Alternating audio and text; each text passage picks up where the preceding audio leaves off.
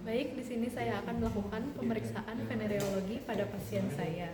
Itu diawali dengan menjelaskan kepada pasien terkait langkah-langkah prosedur, tujuan, dan hasil pemeriksaannya. Lalu pasien akan menyetujui di inform consent. Lalu setelah itu saya mengarahkan pasien untuk berbaring. Lalu samping itu saya sudah menyiapkan alat dan bahan untuk pemeriksaan. Lalu saya pun akan didampingi dengan suster perempuan atau kerabat perempuan.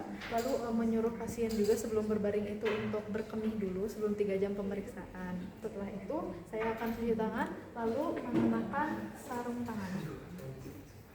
Baik, untuk pemeriksaan pertama akan dilakukan pemeriksaan abdomen, yaitu dengan melihat bagian suprapubisnya apakah ada pembesaran kandung kemih atau tidak. Lalu selanjutnya menyuruh pasien untuk berada di posisi berbaring litotomi. Lalu saya akan mempalpasi bagian inguinalnya untuk pemeriksaan inguinal apakah ada limfodenopati atau tidak. Lalu setelah pemeriksaan inguinal, cek mons pubis pasien, apakah di bawah bagian kulitnya itu ada edema, eritema, atau lesi-lesi lainnya, atau pada rambutnya ada kutu atau telur. Saya akan dalam posisi duduk, pasien masih litotomi. Saya akan mulai mengecek pemeriksaan pulsa, yaitu dengan pertama membersihkannya dengan 3 kasa. Dari atas ke bawah, pertama di tengah, bersihkan. Lalu yang keduanya di kanan, lalu yang terakhir ada di kiri. Setelah dibersihkan, mulailah inspeksi bagian labia mayora dan minoranya. Apakah ada eritema, edema, dan lesi lainnya. Lalu untuk melihat bagian introitus vagina, dipisahkan dengan telunjuk dan jempol. Lihat apakah ada discharge, duh atau tidak. Jika ada, catat jumlah, warna, dan konsistensinya.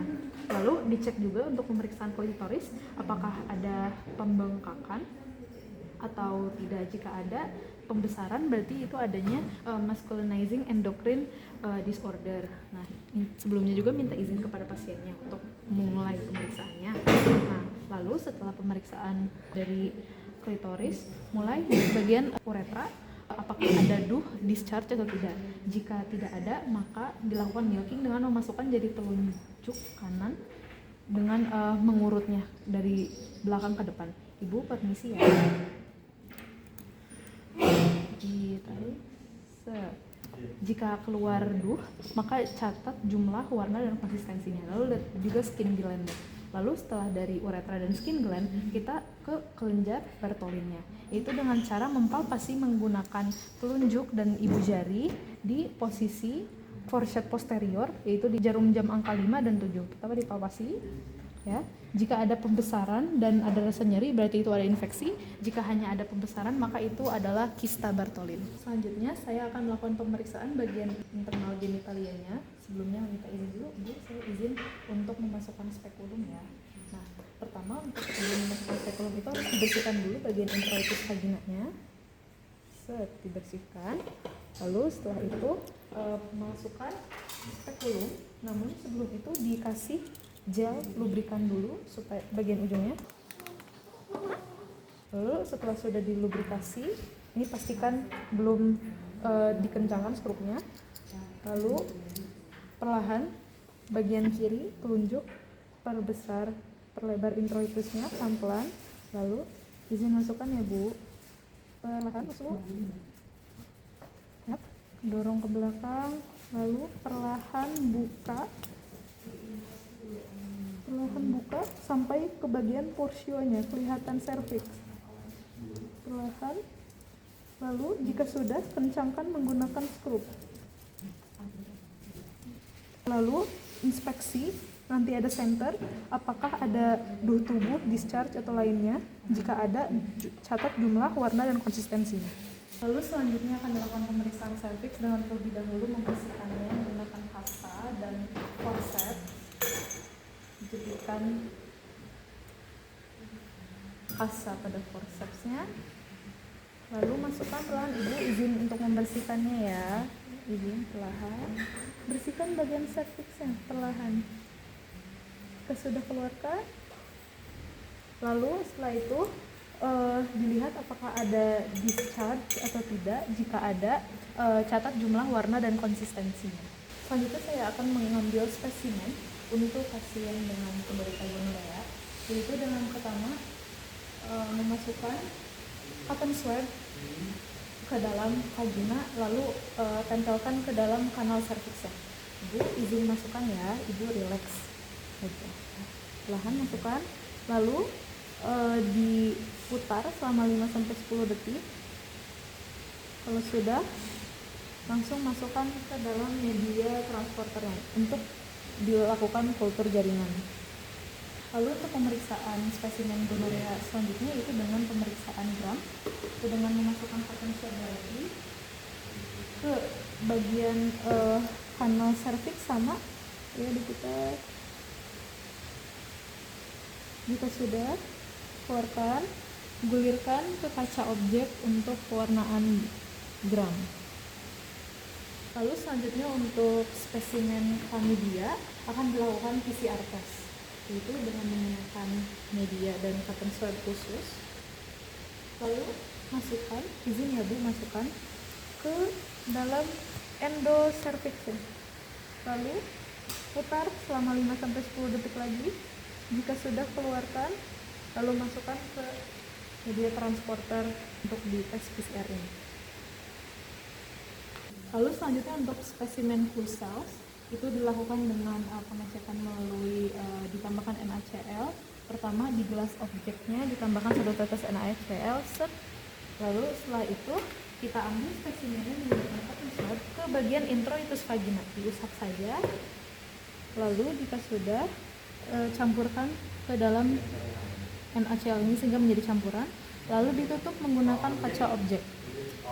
Lalu selanjutnya untuk pemeriksaan candida itu dengan mencampurkan KOH.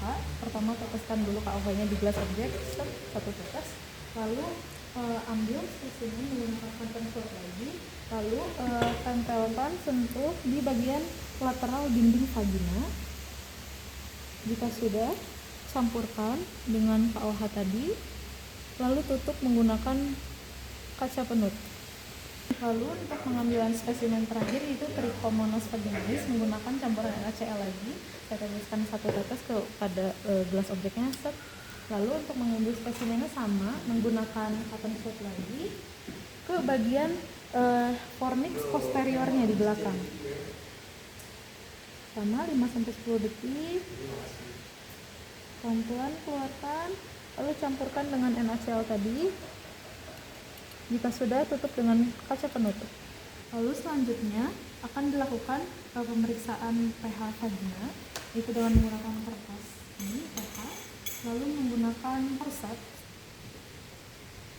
tempelkan ke bagian fornix lateralnya, tapi jangan kena serviksnya. Jadi saya izin memasukkan kertas lakmusnya ya, pelan-pelan sampai terkena bagian lateral fornixnya. Lalu jika sudah, cek pH-nya berapa. Lalu selanjutnya jika sudah pengambilan spesimen, pemeriksaan pH vagina, lalu akan dikeluarkan spekulumnya.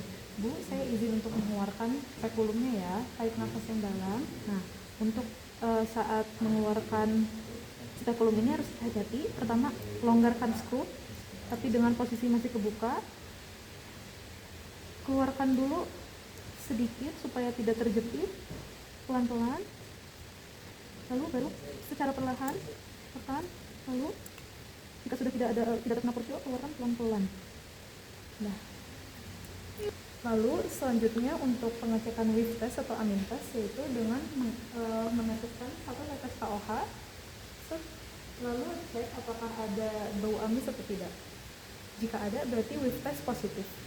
Lalu setelah pemeriksaan bagian internal genitalia sudah selesai, kita akan lakukan pemeriksaan di manual, yaitu dengan cara diawali mengganti sarung tangan dulu, lalu mengganti sarung tangan dengan sarung tangan yang bersih.